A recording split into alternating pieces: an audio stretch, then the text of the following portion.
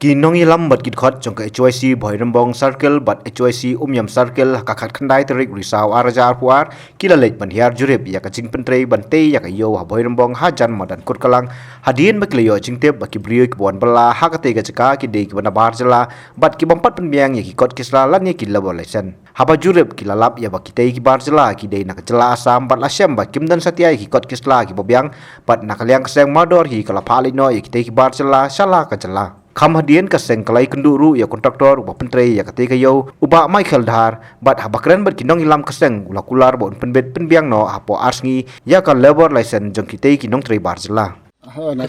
Nakaliang kedua nong tengi lapan ya ki epics bat ya ki residential ki ngila bu ruka gimen ba tang sukut kini project ke dem lepan no. Hatu kam judan kejingpan ya ka labor license pat kombosno. Oke labor license ngila susanya be kontrak bon pendep jindut kambro di kam office. Kamu nak kalian kadar bersnong pimpate bagi donam don labor license kumbakalong mentah kini. Komentar patip.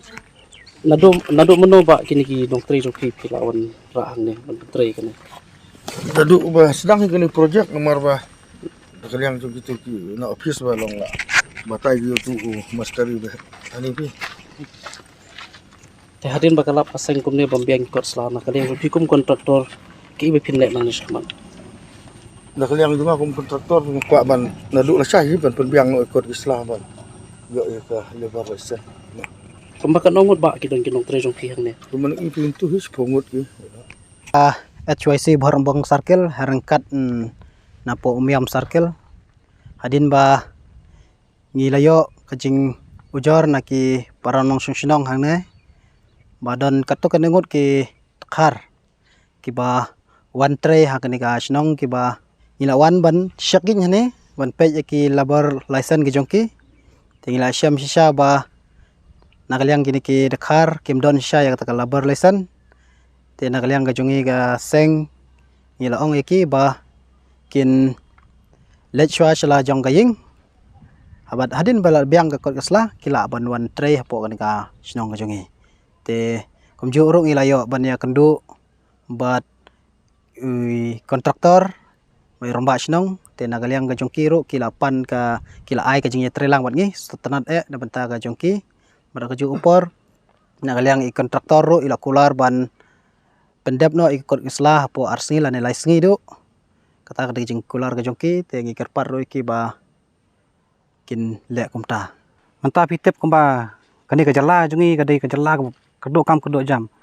bat pebon ru kidai gibro jungi kidai ba 11 ngi te ngi sokhya haba ngi la yo jeng tep biakani ka jeng trekam jogini ba jala ban ki goilam ngi kontraktor kimsim la parkhat chu ya udo samna jong pana kaliang ga jongaru haju kopor ngaso ba tujur ya gino kontraktor ba pentrai kini project ke brala do bro jungi sobha ban parkhat langi yo bro jungi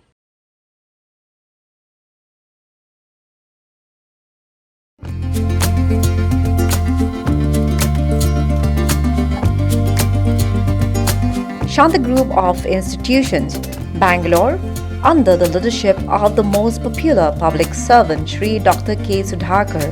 The institutions offers academic opportunities for full-term courses to short and long-term training. Around 500 students from various states are pursuing various courses like nursing, with 100 multiple teaching and non-teaching departments comprising of 500 students pursuing graduation, post-graduation and doctorate courses. The state of the academic facilities of Shanta Group of Institutions provide practical training under the supervision of faculty members.